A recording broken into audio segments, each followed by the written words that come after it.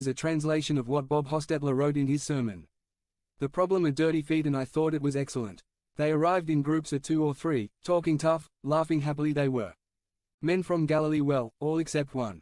They were men of the sea, men of the land, and a couple of them were men of the sword.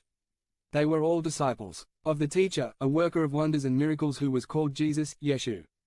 Several entered at the same time the upper room of a house in Jerusalem, where they had gone before. Jesus also entered and was among them.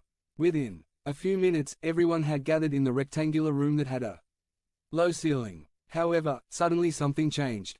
Facial gestures that, a short time ago, were animated, smiling, laughing, talking, reflected uncertainty and discomfort. Although no one mentioned it, everyone faced the same dilemma, everyone felt the same disconcerting anxiety. The thing is, the streets and alleys that the disciples used to get to the upper room were not paved.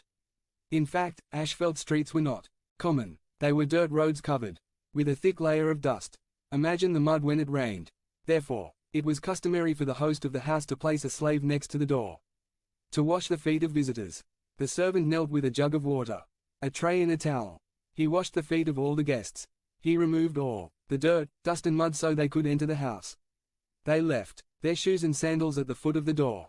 If the owner of the house could not obtain a slave, the custom was that one of the guests would graciously offer himself as the servant and wash the feet of all the people who arrived later. For them, entering a banquet hall like the upper room without washing their feet was like in our time entering a restaurant barefoot and without a shirt. It was against social norms of politeness. Although no one mentioned it, all the disciples faced the same dilemma: someone should wash the feet. In the middle of the awkward conversation, Jesus, his teacher, his rabbi, silently went to the low table that occupied the center of the room. The table was surrounded with 13 sofas like the spokes of a bicycle wheel. Jesus took his place, leaning on one elbow so that he could see the 12 he had chosen. Then the 12 slowly took their places on the sofas at the table, leaving the jug, the tray and the towel next to the door, untouched.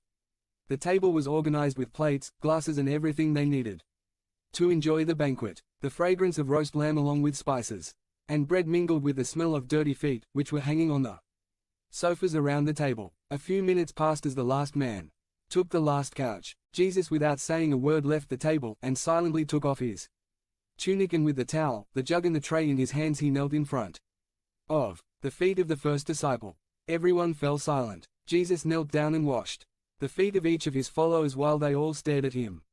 The disciples were speechless as their master performed the slave's task, pouring water from the jug over each pair of feet, letting the tray collect the spilled water and dirt. Then Jesus washed and dried his disciples'